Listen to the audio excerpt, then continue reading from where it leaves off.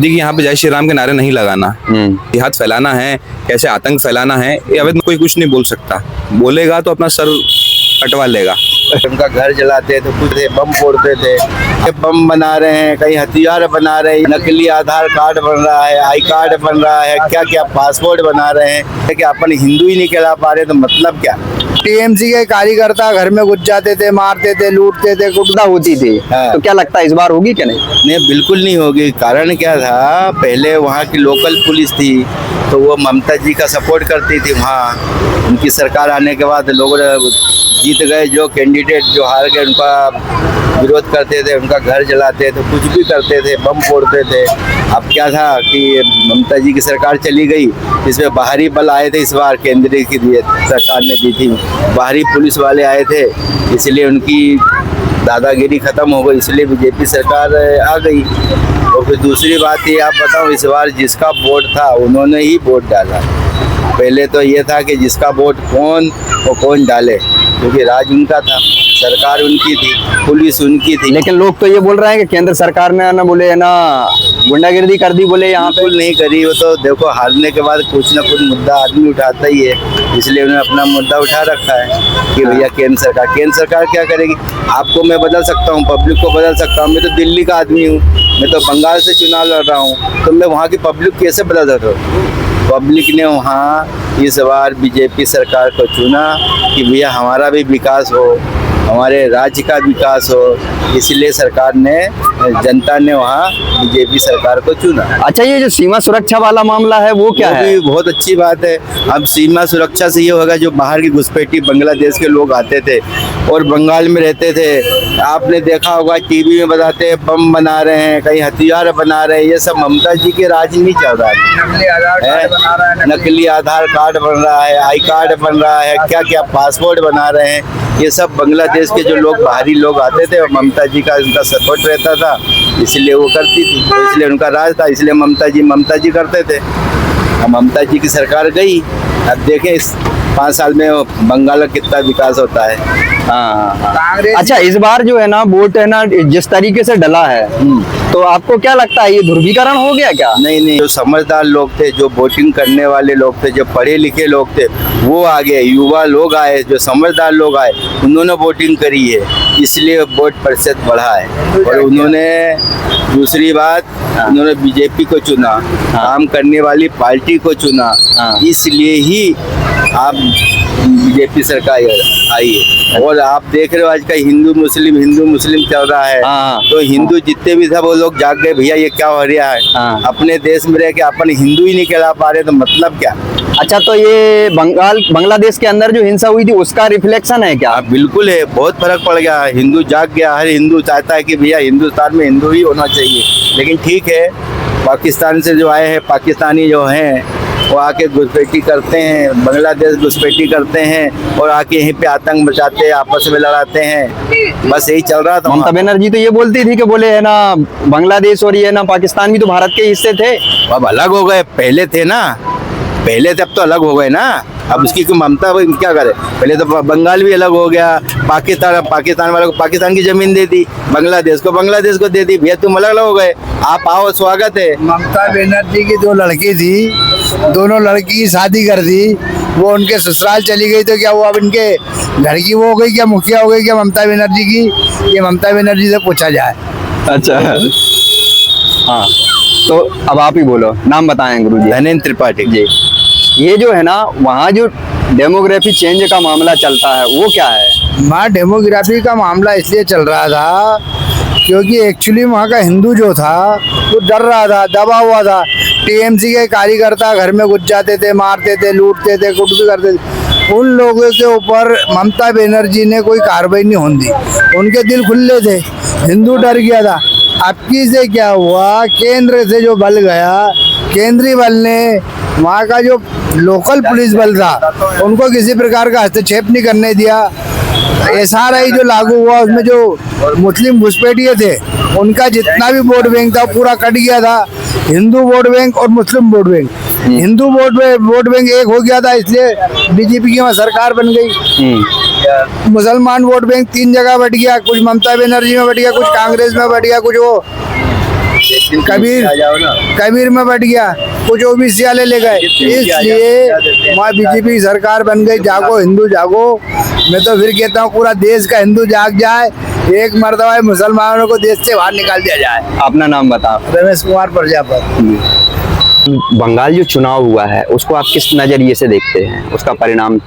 बंगाल चुनाव जो हुआ है एक बहुत ही ऐतिहासिक जीत हुई है, और ये जो जीत हुई है ये उन बलिदान की जीत हुई है जो वहाँ पे चल रहे जंगल राज था, जो ममता बनर्जी ने और टीएमसी का जंगल राज था। आज उस जंगल राज पे हिंदुओं की जीत हुई है, क्योंकि आज़ादी के बाद से हम लोग देख रहे हैं कि बंगाल में और पश्चिम जो एरिया है, पश्चिम एरिया में हिंदुओं का शोषण हुआ है।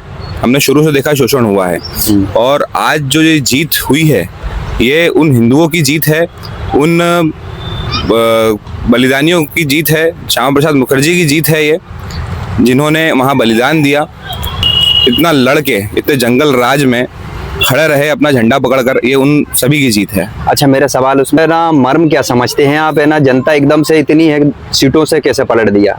समझने की बात ये है।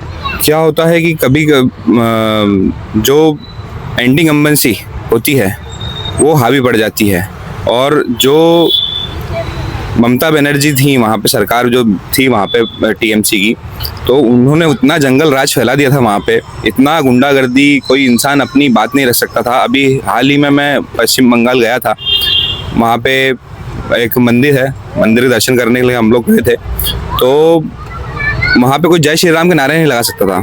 ऐसा? हम लोग यहाँ से पूरी बस भर के गए थे, मतलब हम लोग 60-70 लोग करीब गए थे, जिसमें हमारे पास गाइड था वहाँ का लोकल जो, उन्होंने हमको ये हिदायत दी कि यहाँ पे जय श्री राम के नारे नहीं लगाना। तो क्या ये देश का दूसरा कोई देश था वो जहाँ हम जय श्री राम के नारे नहीं लगा सकते थे? तो ये एक श्री राम की जीत है। ऐसा है।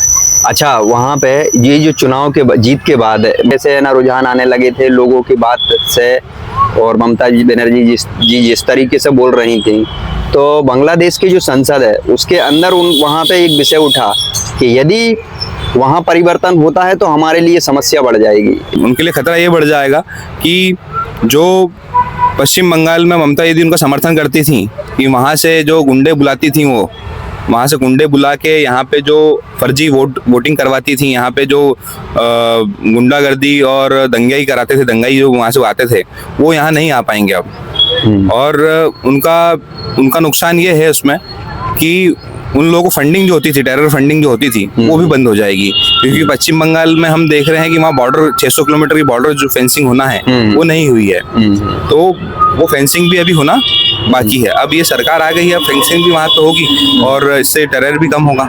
ऐसा? अच्छा, और जो बंगाल में हर बार हिंसा होती थी और चुनाव होने के बाद होती थी, अब चुनाव हो चुका, रिजल्ट आ चुका, अब क्या लगता है आपको, हिंसा होगी कि नहीं होगी अब? जी नहीं, अब बिल्कुल हिंसा नहीं होगी। ऐसा क्यों? पिछली बार भी तो चुनाव होने के और वोटिंग होने के बाद 2 महीने तक हिंसा चली थी वहाँ पे। पिछली बार के नतीजे कुछ और थे, परिणाम कुछ और थे, इस बार के परिणाम कुछ और हैं, इसलिए अब उम्मीद यही है कि हिंसा नहीं होगी। ऐसा? अच्छा, और ये जो ममता बनर्जी का जो जहाँ से चुनाव लड़ रही थी भवानीपुर, वहाँ का रिजल्ट आने में इतनी देर क्यों लगी? क्या हुआ इसमें ऐसा आपको क्या लगता है? वोटों की गिनती कंटिन्यू जारी थी। मैंने शाम को 5-6 बजे करीब इलेक्शन कमीशन की साइट पे देखा था, तो ममता यदि 3800 वोटों से आगे थी, जिसमें वहाँ पे 14 राउंड की गिनती हो चुकी थी, बाकी थी गिनतियाँ, बाकी गिनती हुई और फिर शुभेंदु अधिकारी जीते वहाँ से। तो कहीं ना कहीं उनके लोगों के मन में उनके प्रति एंटी इनकम्बेंसी थी, जिससे कि जो बाकी बची हुई बूथ स्तर थे वहाँ पे चुनाव एक हुए और काफी अच्छे मतों से वो जीते। वहाँ पे करीब वो 15,000 वोट से जीते हैं। लेकिन अदर जो मीडिया वाले हैं वो वहाँ पे बात कर रहे थे, तो ममता बनर्जी के खिलाफ कोई कुछ नहीं बोल रहा था वहाँ पे। बोले ममता जी बोले बहुत अच्छी है, लेकिन है ना बोले समस्या यहाँ है कि बोले है ना ग्राउंड स्तर पर थोड़ी समस्या आ रही। बोले ग्राउंड स्तर की समस्या यही है कि वहाँ पे ममता यदि तो बहुत अच्छी हैं, उनके खिलाफ कोई कुछ नहीं बोल सकता, बोलेगा तो अपना सर कटवा लेगा।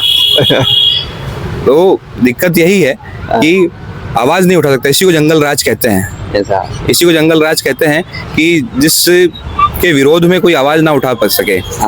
एक ऐसा राजा जिसके विरोध में कोई आवाज ना उठा सके, उस राज्य का तो दिशाहीन है वो राज्य। अगर वहाँ की जनता उसके खिलाफ आवाज ही ना उठा सके तो ऐसा राज्य बिना राजा का दिशाहीन है, तो इसीलिए उनके खिलाफ कोई आवाज नहीं उठा सकता। अच्छा, वहाँ पे और भी मतलब ना बहुत सारे प्रकार की और भी चीजें हैं, हिंसा, इसके अलावा शिक्षा।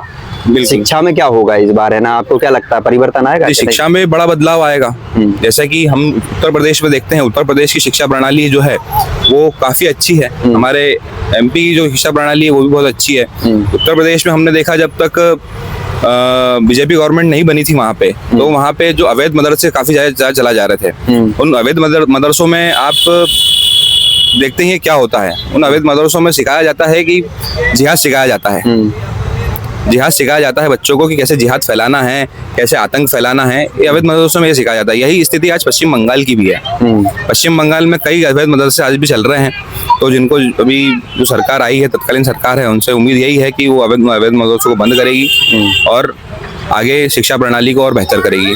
आपका नाम क्या है? मेरा नाम घनश्याम उपाध्याय है। सरकार, पहली बात तो बताना चाहूँगा कि जो प्रचंड बीजेपी की जीत हुई है, ये सनातन की जीत है, ये हिंदुओं की जीत है। और हमारे जो अमित शाह जो 2 महीने लगे रहे, मोदी जी ने जो जनसभाएं करी है, गली गली मोहल्ले मोहल्ले गांव गांव, जो मोदी जी और अमित शाह जी जो भटके हैं, वो खुद के लिए नहीं, सनातन के लिए भटके हैं। और देखिए आज परिणाम स्वरूप आपने देखा कल की प्रचंड बहुमत से बीजेपी का इतिहास वहाँ रच चुका है। सनातन वहाँ पूरी तरह से फैल चुका है। जनता ने उद्घोष कर दिया है कि अब किसी भी प्रकार की नकारात्मक शक्ति वहाँ काम नहीं करेगी। हर चीज अब वहाँ देखने लायक होगी। हमने जहाँ भी देखा, जहाँ भी बीजेपी सरकार बनी है, वहाँ विकास काफी हद तक बहुत अच्छा हुआ है। राष्ट्र के लिए क्या राष्ट्र फर्क के लिए पड़ेगा? अब देखिए, सबसे पहली बात तो ये आ जाएगी कि राष्ट्र के लिए मैं बता दूं कि अमित शाह और मोदी जी जो है, ये तो राष्ट्र हितों की बात करते हैं, राष्ट्र हित पे काम करते हैं। अब जो बांग्लादेश है, जो घुसपैठी है, सबसे पहले तो उनका सर्वनाश कर देंगे ये दोनों मिलके, ठीक है। और एक चीज और बता दूं मैं आपको कि जो ये जो जीत हुई है, आप एक शख्स है हमारे बहुत आदरणीय है, कैलाश विजयवर्गीय, जो कि बंगाल में न्यू रख के आ गए थे, स्ट्रक्चर रख के आ गए थे, और इसको अमित शाह जी और इनने जाके पूरा मकान के रूप में बना के बता दिया है।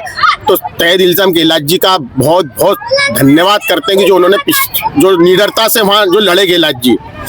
हालांकि इस बार वो जा नहीं पाए, कुछ कारणवश रहा उनके लिए। बाकी हम कैलाश जी को झुक कर 100 बार प्रणाम करते हैं। और हमें मालूम है कि हमारे इंदौर के वो इतने महान नेता है, पिछली बार भी जो सीटों का इजाफा करके आए थे, बीजेपी को उससे बहुत फायदा है। अगर आप सोचे कि चलिए, मेरा सवाल ये है, हाँ, वो ये सब हुआ है, हाँ, मेरा सवाल ये है इसमें क्या है ना, राष्ट्र के लिए वहाँ के चुनाव से क्या फर्क पड़ेगा? राष्ट्र के लिए बहुत फायदा। मैंने सबसे पहली बात बता दी आपकी, सबसे पहले जो बांग्लादेश है वो घुसपैठ बंद हो जाएंगे, जो जितने वहाँ गलत काम चल रहे थे वो बंद होंगे, ठीक है ना। तो राष्ट्रीय हितों की तो ये तो बांग्लादेश की जैसे आपने बात करी, तो बांग्लादेश के संसद के अंदर मुद्दा उठा है इस यहाँ के राजनीतिक परिदृश्य से, उस पर आप क्या सोचते हैं? देखिए, ये तो सब अपने अपने विश्लेषण है।